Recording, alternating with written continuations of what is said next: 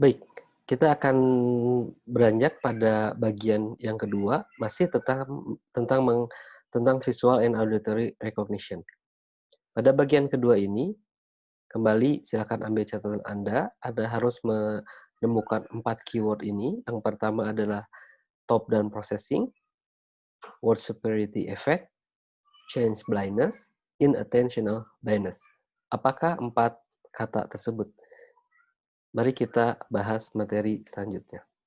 Pada bagian kedua ini, ada 4 bagian, 3 bagian yang akan kita bahas. Yang pertama, the distinction between bottom-up processing and top-down processing. Saya yakin bagian ini sudah pernah Anda pelajari ketika Anda mempelajari psikologi umum, sehingga hari ini kita akan coba review saja sedikit. Yang kedua, kita akan membahas tentang top-down processing and reading.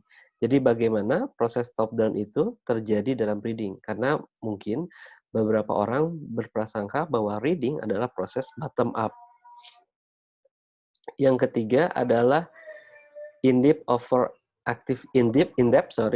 mengenai overactivity, top-down processing, and smart mistake in object recognition.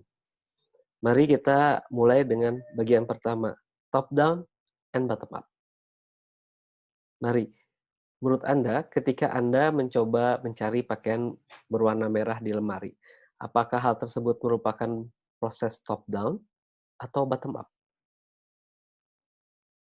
Anda mencari pakaian. Nah, kalau Anda telusuri, maka ketika Anda mencari pakaian, eh, itu Anda mencoba memasukkan ke dalam pikiran Anda mencari pakaian warna merah. Sehingga ini adalah proses top down. Ketika Anda mendapatkannya dari lemari pakaian Anda, itu adalah proses di mana Anda mencari apa yang ada dalam pikiran Anda. Sedangkan melihat bunga, lalu berkata, oh ini mawar. Ini apa? Bottom up atau top down? Ini adalah proses keduanya. Ketika Anda merecognition sebuah bunga mawar, maka itu adalah proses bottom up. Ketika visual, tadi ingat ada proximal, ada distal, melihat adalah disebut distal. Lalu Anda masuk ke dalam proximal, lalu turun, ini mawar. Nah, itu adalah proses top down-nya. Jadi, dalam proses melihat, kita melakukan top down and bottom up proses. Sebenarnya, ini adalah tema kelima dalam cognition. Nah, di dalam reading, Anda bisa lihat the man, apa nih? RHN atau run? Atau yang bawahnya? 12, 13, 14. Oke. Di sini A, 13C. Atau A, B, C. Nah, coba pahami apa yang terjadi dalam proses kognitif Anda.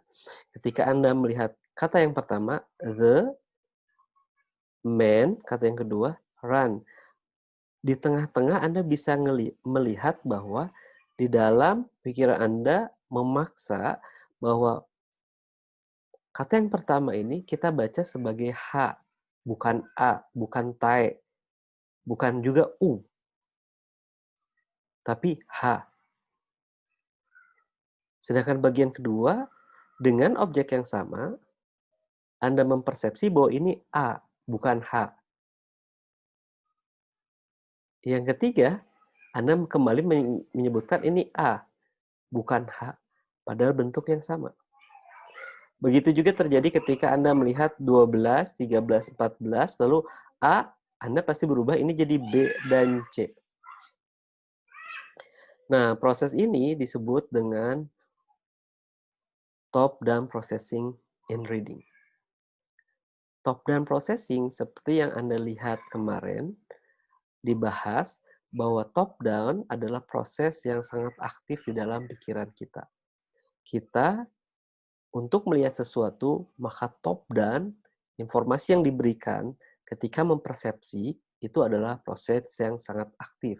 Sehingga ini dibuat sebagai H, ini dibuat sebagai A, dan ini sebagai A juga. Ini disebut dengan top-down processing atau person concept, expectation, and memory can influence object recognition. Jadi ada konsep yang di dalam pikiran kita, ekspektasi kita, memori kita, itu mempengaruhi rekognisi kita terhadap sebuah objek. Itu adalah top down processing. Nah, ketika kita melihat ini, untuk orang-orang yang belum pernah membaca bahasa Inggris, maka dia akan baca THE.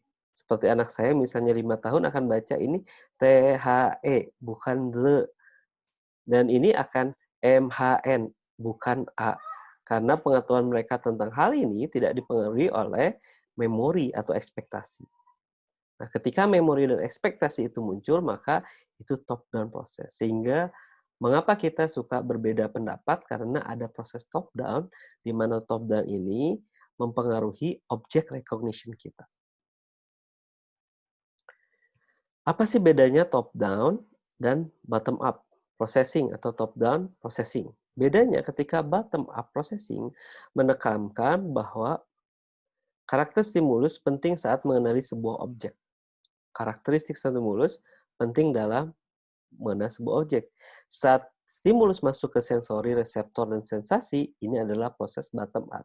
Tetapi ketika masuk ke dalam pemaknaan, itu terjadi top down processing. Menekankan bagaimana konsep, ekspektasi, dan ingatan seorang mempengaruhi pengenalan terhadap objek. Jadi ketika kita mempersepsi, sebenarnya bottom up itu berjalan secara simultan tanpa kita sadar. Ini sudah pernah Anda pelajari. Anda bisa baca ini, boleh Anda pause, lalu Anda baca. According to the research study in Cambridge University. Nah, kok bisa dibaca? Padahal hurufnya tidak berurutan, bahkan terdapat di sini tidak ada vokal sama sekali, tapi kita bisa baca according.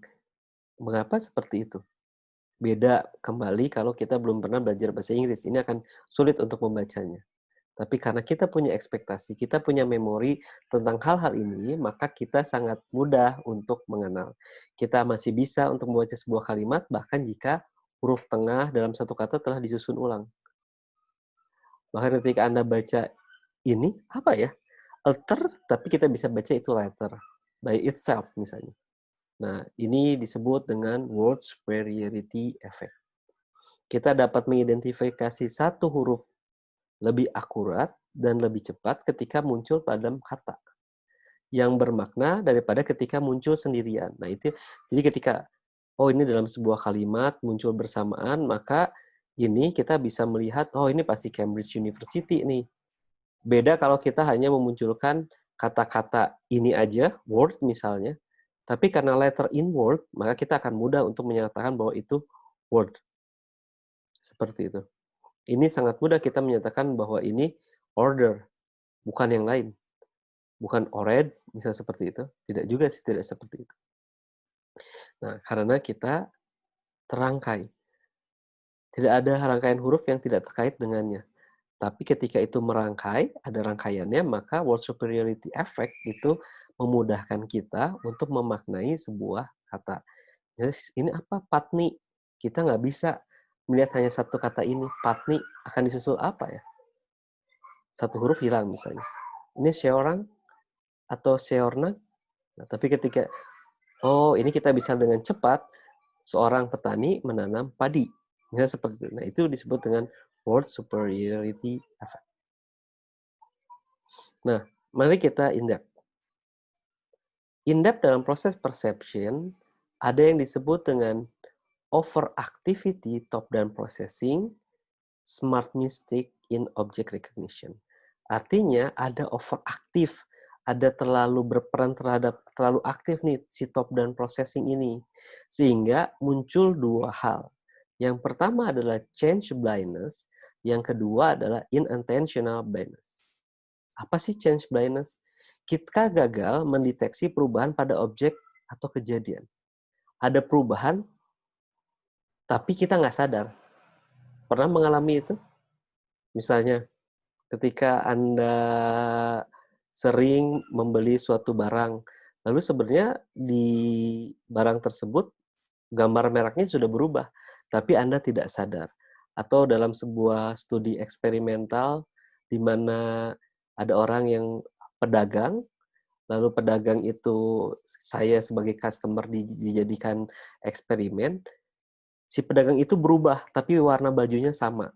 Nah, perubahan itu tidak dimaknai oleh kita karena secara top down, proses yang terjadi dalam pikiran kita terus menstimulasi bahwa orangnya sama. Nah, itu disebut dengan change blindness.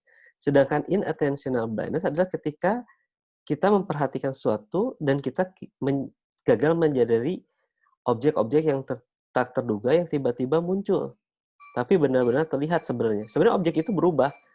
Anda misalnya kalau saya sering ke Jakarta, jalan terus, lewat jalan tol gitu ya, seperti itu.